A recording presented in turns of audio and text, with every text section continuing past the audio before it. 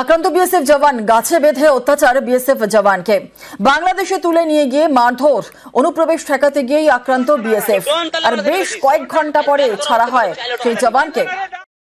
গরু পাচারের দিন শেষ, এবার ভারতীয় বিএসএফকে শিক্ষা দিচ্ছে বাংলাদেশ।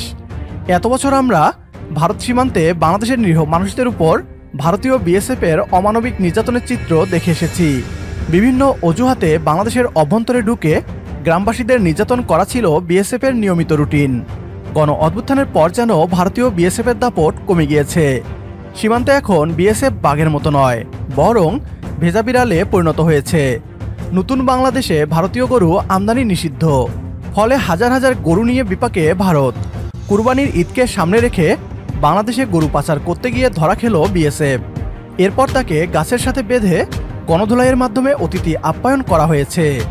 যে গরু পাচারের নামে বাংলাদেশ সীমান্তে কৃষিকাজ করা হাজার হাজার কৃষককে গুলি করে হত্যা করেছে বিএসএফ, আজ সেই বিএসএফকেই গাছের সাথে বেঁধে পিটিয়ে শিক্ষা দিল বাংলাদেশিরা।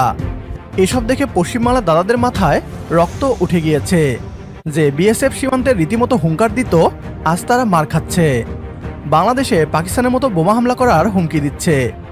কি বলছে পশ্চিমবাংলার মিডিয়া, আসুন তা দেখি। আক্রান্ত বিএসএফ জওয়ান গাছে বেঁধে অত্যাচার বিএসএফ জওয়ানকে বাংলাদেশে তুলে নিয়ে গিয়ে মারধর অনুপ্রবেশ ঠেকাতে গিয়েই আক্রান্ত বিএসএফ আর বেশ কয়েক ঘন্টা পরে ছাড়া হয় সেই জওয়ানকে।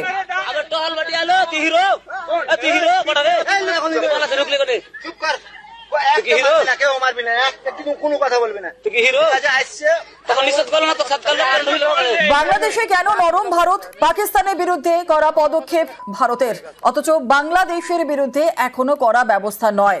বারবার সীমান্তে আক্রান্ত বিএসএফ, অনুপ্রবেশ রুখতে কবে করা হবে কেন্দ্র? আমরা কেন বারবার এদের এই অবাধ্যতা মানব? আমাদের ভারতবর্ষের মধ্যে যদি কোনোভাবে ঢুকে পড়ে এবং বিশেষ করে যখন তারা উগ্রমুক্তি ধারণ করে, এই সময় যদি চেষ্টা করে যে ভারতীয় প্যারামিলিটারি ফোর্স রয়েছে কিংবা ভারতীয় কোনো নাগরিক রয়েছে তাদের উপর যদি হয়, তাহলে ইমিডিয়েট অ্যাকশন নেওয়ার কথা। এইগুলো আমরা মেনে নিতে পারি না এবং আমি আবেদন করব বিএসএফ এর যারা কর্তৃপক্ষ রয়েছেন যে আমরা বর্ডার সিকিউরিটি ফোর্স, আমরা আইন মেনে কাজ করব, কিন্তু তার অর্থ এই নয় যে আমরা একেবারেই কমজোর হয়ে পড়েছি। এই ধরনের যদি ভবিষ্যতে হয়, আমি তো বলবো যে একেবারে ভেতরে ঢুকে যে ওদের কিছু করা হচ্ছে। এই যে একটা টালমাটাল অবস্থা, সেই দেশে আমাদের যারা রয়েছেন সীমান্তে তাদের কিন্তু একটু সতর্ক থাকতে হবে। গণ অভ্যুত্থানের পর ভারতীয় বিএসএফ জওয়ানদের হম্বিতম্বি শেষ হয়ে গিয়েছে। নতুন বাংলাদেশের নতুন বিজেপি সীমান্তে নিজেদের আধিপত্য বিস্তার করেছে।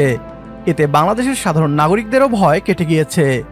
অতীতে ভারতীয় বিএসএফ অন্যায় করলেও প্রতিবাদ করতে গিয়ে অথবা অ্যাকশন নিলে বিজেপিকেই শাস্তি পেতে হতো। নতুন বাংলাদেশের রাষ্ট্র ক্ষমতায় ছাত্র জনতা ডক্টর মোহাম্মদ ইউনূসকে বসিয়েছে। তিনি রাষ্ট্র ক্ষমতায় বসতেই যেন পাল্টে গিয়েছে সবকিছু। একসময় ভারত বাংলাদেশকে হুমকি এবং ভয় দেখিয়ে যেত, আজ বাংলাদেশের ভয়ে কোণঠাসা ভারত। ভারতীয়দের বলতে চাই, আমাদের যুদ্ধের ভয় দেখাবেন না। নতুন বাংলাদেশ ভয় পায় না। আমাদের প্রতিটি নাগরিক এক একজন যোদ্ধা।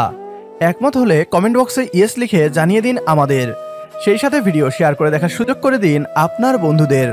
পরবর্তী ভিডিও দেখার আমন্ত্রণ জানিয়ে বিদায় নিচ্ছি আজ। আল্লাহ হাফেজ।